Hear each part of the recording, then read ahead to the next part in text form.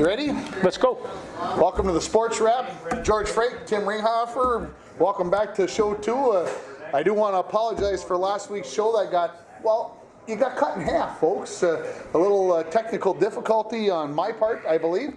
So hopefully we'll get things straightened away for this week and we won't have the important part, like the end of the show, not show up and whatever else. And good response from the show, George, from your folks? Yes, I tell you, everybody that I know, and I talked to a number of people that watched it on TV, there was a couple of technical things, like they weren't sure about whether they were hearing you and I at the same volume and things like that. Football game, right? Yeah, and so, but other than that, I'll tell you what, it started with the big purple smoke that came out, and everybody started having fun, including the kids and the people at home. So I was real pleased with the way that turned out. Yeah, Bronco football played very, very well. I think we talked about it last Friday night, maybe over the weekend, that maybe the best we've seen the Broncos play in a few years. No disrespect to any other previous teams or kids or anything else, but they really kind of put together a complete game on both sides of the ball.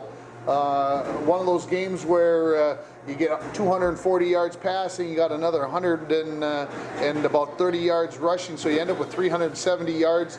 The other team gets held to about 150 yards of offense, only 55 of that rushing, which is kind of the scary part of the yardage that Deer River got. They got 152 yards on the great touchdown catch from Logan David, Logan David, I think. Logan David. And you start looking at, they got a third of their yards on one play, and that kind of goes to show you how well the Broncos played. And we mentioned this, 3 starters basically out of the lineup for that team last week from the previous week, 3 seniors, and this team still performed that well. Those kids stepped up. No, especially on defense, because the seniors that weren't there, they were instrumental to Bronco defense, and the boys really picked it up. They were, Riley Larson and Noah and some of the rest of these guys. They really come up and put the lick on them. Jay Saline had a game, even defensively, that could have been a career, and yet he added just an incredible offensive surge. Yeah, the throwing of his balls in the game, he was 19 for 31 in the game, and of the 31 times he threw, I'm going to say 24 or 25 of those were catchable footballs, and the other 6, they might have been a hair short, or they might have been a hair, but I'll tell you what, he was dialed in. He was in the zone. He hit the first 8 of his passes. Seven out of his first 8 for 100 yards, all in the first quarter. He was dialed in, and as he goes, the Broncos will go this year. He's got a good set of receivers. I won't say any of them is better than the other. I think he's got a collection of guys that he can go to. He's got a collection of guys that he's confident in going to, and so he looked like he was having fun. The rest of the kids were having fun out there on Friday.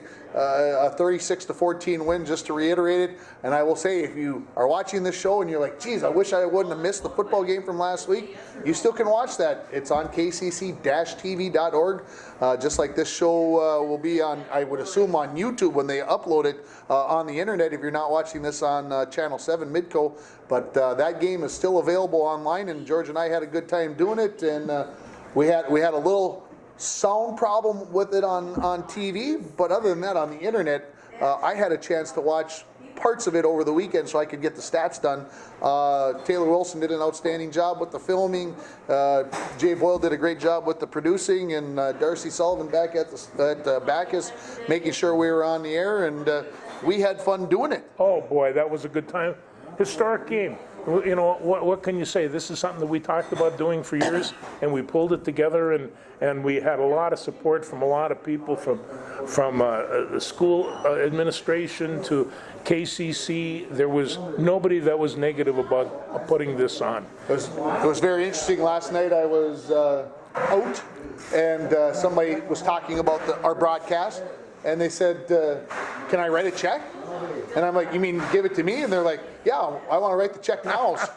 So because we enjoyed watching the game from home so much, and we don't want this for attendance to suffer. But when the games get colder and you don't feel like going out and sitting on the metal bleachers, we'll have all 4 home games for you. The good Lord willing, and I know everybody this week has been talking to me. When are you guys going on the road?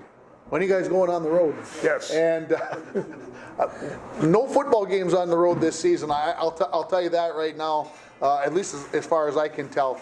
But for something else, we might be going down the road. I will say this, it would be interesting for us. I know Eveleth has been doing their games, their home games, will have been on public access down in Eveleth. Mm-hmm. Maybe this is something where KCC TV could tap in, and maybe they would bring their broadcast and we could show it live on KCC TV. So there's some things that we can look at, things that we can do, hopefully to get more of this out there.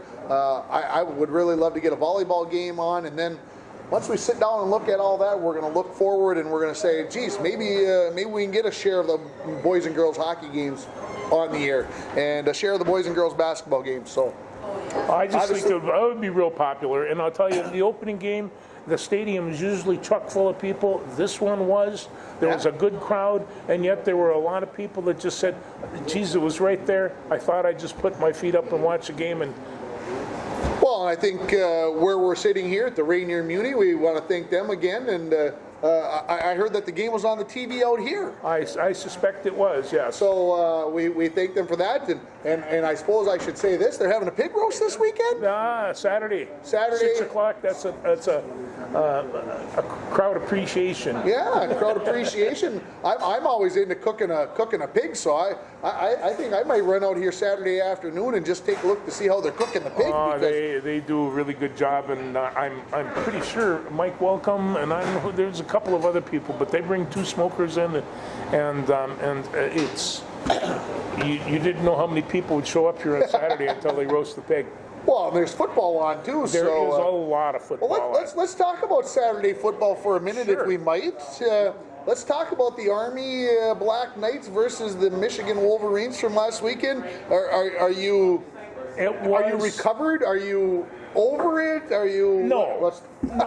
It's and if they talk about moral victories, the Black Knights had them by the throat with a few minutes left. They missed a field goal by a rookie kicker that had never kicked a college field goal before. And here he is in Michigan Stadium, 110,000 people, got Michigan on the ropes, and he misses it by a foot. Now, you know, when you get that, that's kind of just rips the heart. There were a couple of mistakes that the Black Knights made, throwing the pass of all things. What the heck were they thinking? I don't know. And I'm, you know, Coach Monk is Coach Monk. Can I say it this way, and I might be wrong on this? He wasn't going to settle for a field goal in that situation, and he felt like in order to be able to win that football game, he needed to throw that football there. Their defense, I don't know if I can say their defense played that great, or if Michigan's offense kicked themselves in the pants themselves a little bit. But part of it has to be attributed to Army. I think Michigan's offense sputtered. On the other hand, the Cole Christensen, a middle linebacker, he caused commotion for Michigan all day long, and Army just came after him offensively and controlled the ball on several different drives, and that's what they do. They control the ball so you don't get a chance to, ball control. You don't get a chance to put that offense on. Charbonnet had himself a great game for Michigan. On the other hand, so did Slocum, and so did Hopkins for Army. They were just that little bit shy. Now I take a look at the rest of Army's schedule. Outside of Navy and Air Force, I'm not sure who's That's what they were talking. Yeah, they were talking on the broadcast that they should run the schedule. Heck, if they'd have beat Michigan, they might have been playing for a national champion. It really would have caused a lot of people. It would have caused a lot of people, a lot of angst. There would have been a lot of Navy fans out there, I believe. Well, there was. The Navy had the day off. What I'm saying, when Navy would play Army, if Army was going to that game undefeated, there'd be a lot of people going, Army doesn't deserve to play. Navy's got a chance to do it later when they play Notre Dame, and so they're going to get one of these top shelf teams. But you know, it was really a great college football game. I didn't miss a play. My wife took all phone calls. It was a great college football Saturday. Michigan got lucky to walk out of that. not just the Army-Michigan game, but there were, I believe, if I remember counting right, there were either 8 or 9 overtime games last Saturday. So if you couldn't find a game that made you happy, and of course one of them was the bookend to the Army-Michigan game on the other end of the nighttime was Minnesota at Fresno State. Well, did you make the end of? I did. And, You did. and one of the things about I got a question off the wall. Does CBS Sports Network work at your home? yes, they do. Okay, mine's not working right Yeah. now. Oh. So I listened to part of it, went to bed, and then I had to get up to call a nature type of thing, and it was 1 o'clock, and I thought, you know what? I'm just going to check my phone to see what's going on, and it's like we're heading for overtime. So guess what Tim had to do? Tim had to get on his phone, get K-Fan up on the phone so I could listen to the end of the game on the radio, and of course listen to the double overtime. And then you're stoked, you're jacked. So needless to say, I didn't get back to sleep till like 3:45. So that just like ruined the weekend kind of thing, because now all of a sudden my sleep's off. But it was very exciting that the Gophers and Antoine Winfield Jr. Was able to come up with another interception. Isn't that incredible that he did it 2 years in a row? 2 years in a row. To preserve the game. I mean, that's crazy. It's like I said, Fresno State was going to be no give me, and they're going down to Georgia Southern, and I'm taking a look at their record down there, and this one's going to be no give me either. No, I guess Georgia Southern's coming up here. Coming to the. But they were second in their conference last year. They beat Appalachian State on their playoffs, although Appalachian State, I think that's Sun Conference or whatever it is. But, these guys are no schmucks. They got quarterback and defensive people coming back, and so the Gophers just really can't get, They can't get comfortable. They got to keep an edge. That's right. What else did you come with out of Saturday? Anything that kind of? Well, I just want to go back to last Thursday when we were here. UMD, it was. Oh yeah. They beat on Minot State, really good, and I just wanted to say, now this week they travel to Morehead State. John Larson, Tim, he's a great quarterback. Does a nice job. He did a nice job. He controlled the game. It's as good a job in the quarterback position as I've seen in a long time at UMD. Well, anyway. and we mentioned this last week, and I think it was on the show before the where he got cut off last week. Yeah. But when he went down last year, UMD dropped off a little bit, and they just didn't have that edge. Yeah. He's a difference maker. He is. And it'll be interesting to see what happens. I know a couple of weeks ago I had mighty plans that I was going to drive to Bemidji on this night because BSU plays at home Yes, they tonight, do. and I was going to go down. But boy, I'm glad those plans had to be changed because if you're a duck or a goose, it's a great day for you. Today would not be a great day to be sitting outside to watch football unless you had your umbrella and whatever else. And Bemidji has a chance to go 2-0 tonight, and I just know that a friend of mine came in from Boston, and he was talking about Gunnar Oslowski. You could say his name properly. Oslowski. Nice job, George. I wasn't even going to try. I was just going to say the kid from Bemidji. Gunnar.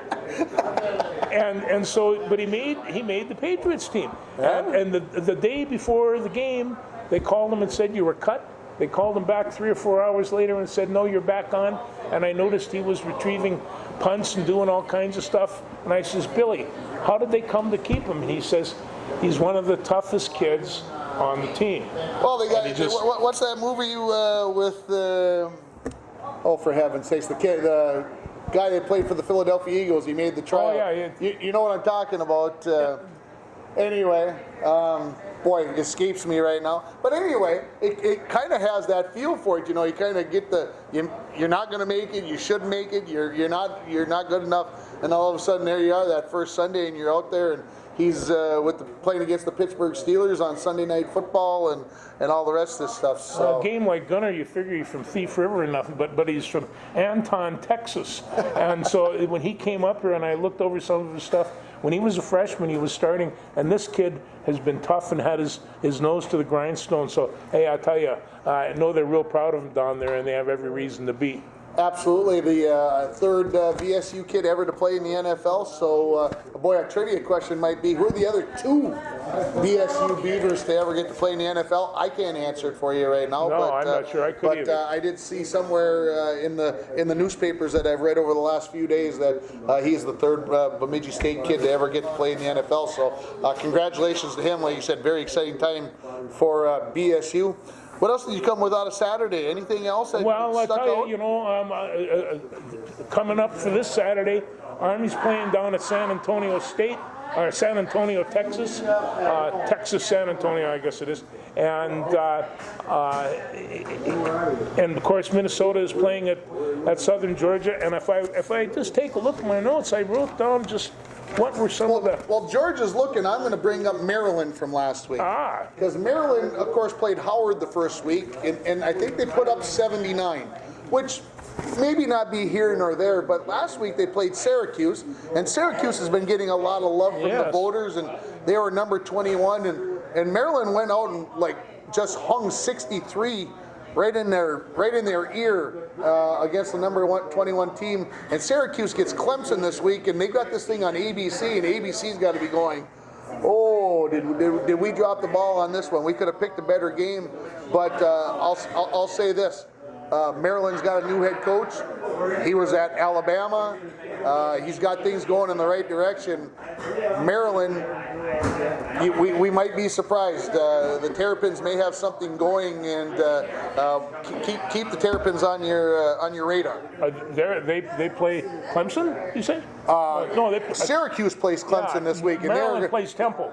Yes, that is correct. Maryland plays Temple. And Syracuse is going to get their proverbial butts handed them in a big way, because Clemson, even though they only won 24-10 last week, everybody was talking about how well they played against Texas A&M. I had a hard time believing that 24-10 was domination. I think they're going to come with a little chip on their shoulder, and after Syracuse beat them last year, I don't know what the spread is, but it isn't enough, because I think Clemson puts a whooping, like 40 points on them. They might. They're capable. A couple of the other games on Saturday, Pittsburgh and Penn State. What do you think of that? How many touchdowns does Penn State win by? I think they're up by 17 Is right that, now. okay. I was surprised it'd be that close, but I'll tell you what, that's that in-state rival game, and I'll go cliche. You just throw the records out the door, because you know what can happen in those games. And Ohio State and Indiana. Big Ten stuff there. It's starting to come. Can Indiana find a way, because they kind of had things going at the end of last year? Do they find a way to maybe knock Ohio State? And boy, wouldn't we all love to see that. Ohio State get knocked off their pedestal a little bit. Well, and the other interstate rivalry is Iowa and Iowa State. And that's where I believe ESPN Game Day is going to. I think they're headed for Iowa State. My niece goes to Iowa State, so I know she is going to be primed and ready to go for Iowa State. She'll be at the game screaming her brains out. So, Paige, just keep it under control. Thank you. And then just a couple of other games from South Arkansas and Georgia. I want to see what kind of team Georgia's putting together, because they're supposed to be hot, and I haven't seen them. And then Florida and Kentucky, which has turned into quite a rivalry lately. And Florida is another team that I haven't seen yet this year. Oh, I guess Miami. And Kentucky, I think, beat Florida last year for the first time in 20 years. 23 years or some number like that. So, there's another one of those games that should be on the radar and keep everybody thinking. Anyway, that's kind of what I had in mind in terms of, I got a couple of other notes here, but nothing. Well, what about the Vikings from last weekend? No, you see, and I feel bad about this. I was talking about Shagun Bradley. Yeah, Saquon Barkley. Saquon Barkley. Yeah. Now I'm talking about this guy named Delvin Cook, because I'll tell you what. You like number 33? Oh, he put a whooping on some of those linebackers. He ran hard. He's very, very fast. That was a game. Can I? And I'll be honest with you. I did not get to see the first 35 minutes of that football game, because I was busy working. But I was listening to parts of it. The thing with Delvin Cook that scares me, he's got the same problem that Byron Buxton has. He always seems to be injured. So I love that Delvin likes to go and run over those linebackers and whatever else. I prefer that he just made a miss. Can we put that into his contract that he can just kind of run around them and he can? And this is me now. He can be Franco Harris. See, Franco Harris 40 years ago. Franco didn't put his head down a lot. When he got to the sideline, he just ran out of bounds and stayed healthy. Delvin Cook, run out of bounds every once in a while for me. I know you're trying to get that extra yard. You have nothing left to prove to me. George just said it all. We love you. You do it. When you're in between the tackles, run hard, do what you got to do. But when you're on the edge, get out of bounds. That's where those little cornerbacks like to go after your knees and your ankles. And just drift out of bounds and take care of business because as I mentioned, I didn't get to watch the game. And, of course, Cousins only got to throw the ball 10 times. I think that was a product of the game a little bit. It was a product of the game. I don't think this is what the Vikings had going into the game saying, geez, we're going to limit Cousins to 10 throws in this game if we 88 can. yards. He didn't need to, and it seems to me from the block punt and the interceptions and everything else, he didn't need to do that. And early in the game, they were able to control the line of scrimmage. Thanks, guys up front. I hear we're a little banged up. We signed another center. F-line might be out of the lineup this week. That would be a concern. We just signed Doxton. I see he might be going on the injured reserve. Diggs was a little dinged up last week. Will he be healthy? So there's still a couple of question marks out there, but apparently the defense played very, very well. They did. Linebackers and they played very, very well. And also, not to get excited, who do we play? The Packers on Sunday? Packers on Sunday. Maybe it's time to get excited then. It's hard to say. Well, we found out, and we talked about this last week. We talked about Chicago and Green Bay in the game, and that I mentioned I was wrong, and I'll be wrong more often than not probably when we're bantering about this kind of stuff. But I said that the Bears would probably win by maybe 17 points or so, and they couldn't even put 17 points on the board, much less win by 17. It was a game that was pure. We didn't play all preseason. It was ugly football. I couldn't watch it. I just NBC had to be embarrassed. We put this game on the air. We built it up. We tried to do everything we could for the 100th NFL season, and then they come out and go 10-3. And I'm not saying that defense isn't good, but I don't know if the defenses played that extraordinary or if the offenses were just that putrid. Well, like I said before, the first game is to take the bugs out of the offense. Generally, the defense plays pretty well, and but I didn't. But they could take the bugs out during the preseason. The pot lickers just get out there and play a little bit. Yeah, they should. They have enough time. Yes, jerks. Okay, you want to talk about Antonio Brown, or you just want to let that whole saga go? No, I think we have to talk about it. We have to talk about it. My friends from Boston came, and so they're sitting around. I can't wait for you to tell me about these friends from Boston, what they think of this. Well, they were just like everybody else, shocked. On the other hand, we watched the game on Sunday, and I will say this about the Patriots. They picked up where they left off. My question is, where does a team like the Patriots, who are Super Bowl champions, how do they come up with $15 million to pay for a guy like this? I mean, where the salary cap? I mean, does it exist for the New England Patriots? I know there's the magic and all the other stuff that teams can do with their money. How do they just find $15 million on the opening day? Just conceive this. Belichick made a deal with the New York Jets for one of his other great wide receivers.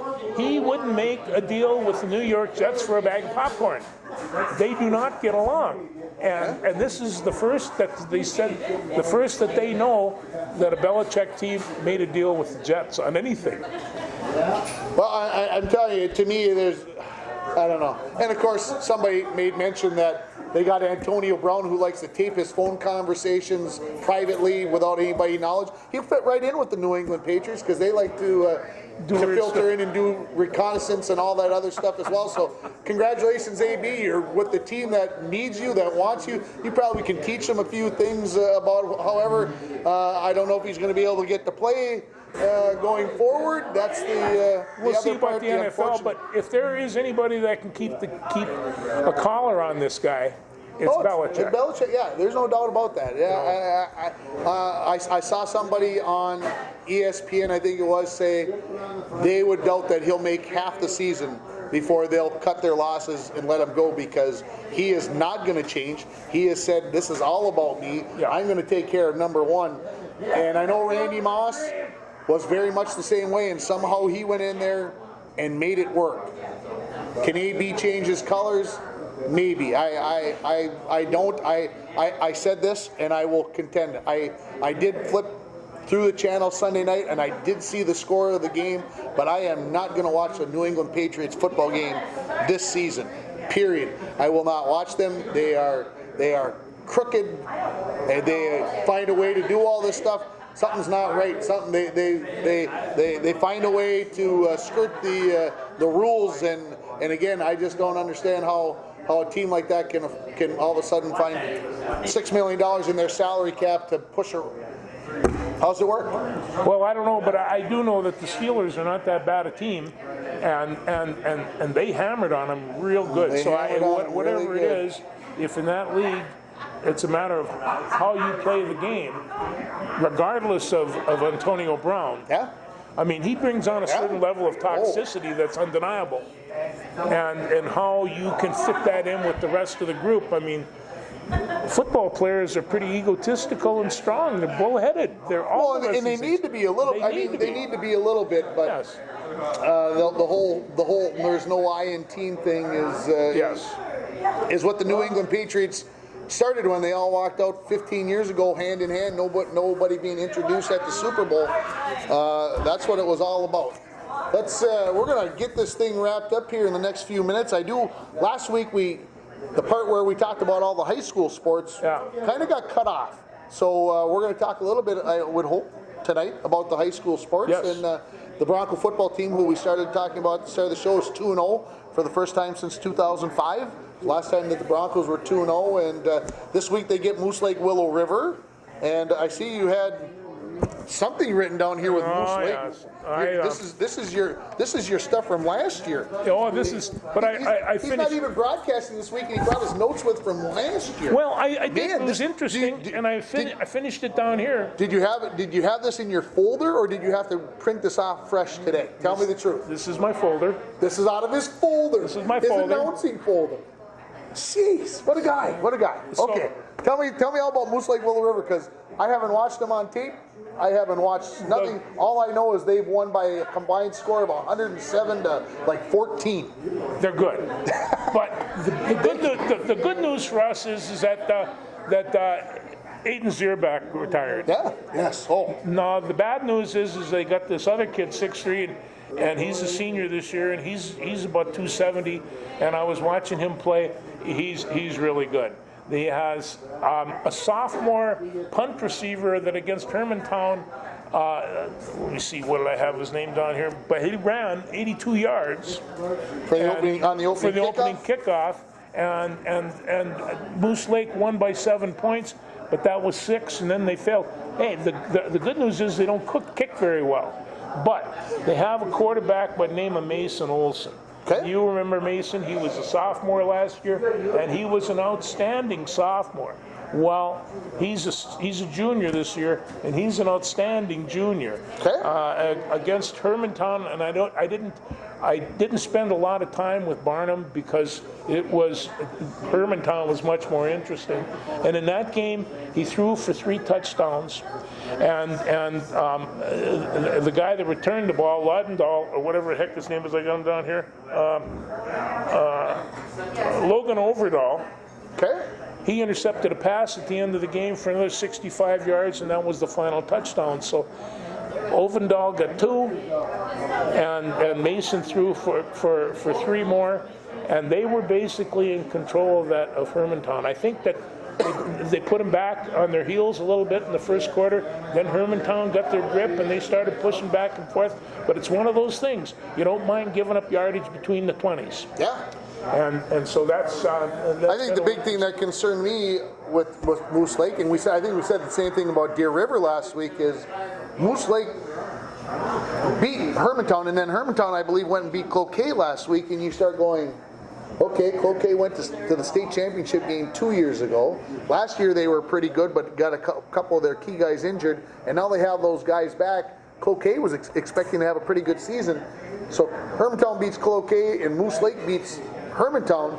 And I know it's dangerous to do this, but you start going, so Moose Lake would beat Cloquet. And you start going, this team must have. And Dave Lusek, the coach, he knows exactly what he's doing, and his kids are always prepared. He talked to us last year when we were on the radio, and he talked about my team gets better every week. And when they were up here week 3 last year, he played like about 30 guys. Yes. I mean, on defense, everybody was getting in. There was no whatever. He's checking all players. How are you going to play this week? Because maybe I'll give you more time next week. So that's one Even thing. his offenses now, he has seniors, juniors, sophomores, and some freshmen playing. And so, and these are all talented kids, and they all give 110. That being said, they push Barnum all over the place, as did Deer River, at about the same rate. Yeah. And you'd think, oh boy, good not to be Barnum. No, we can beat Deer River. We can play football with these guys, and if we can slow down Olson's passing and slow down a couple of their receivers, and we have the secondary to do that, we're not going to be we won't be embarrassed in this game. Yeah, we talked about it last week. Which side of the ball played the better, offense or defense? Yeah. And in the end, I'd probably say the defense. I will mention that Jason Lean, and I know it's not all about the records, but he did complete 19 passes last week, which is a new team record, and he threw 4 touchdown passes, 3 of them to Riley Larson. So that's a new team record. So not too bad an evening. When was the last time you saw a quarterback play that well in a Bronco uniform?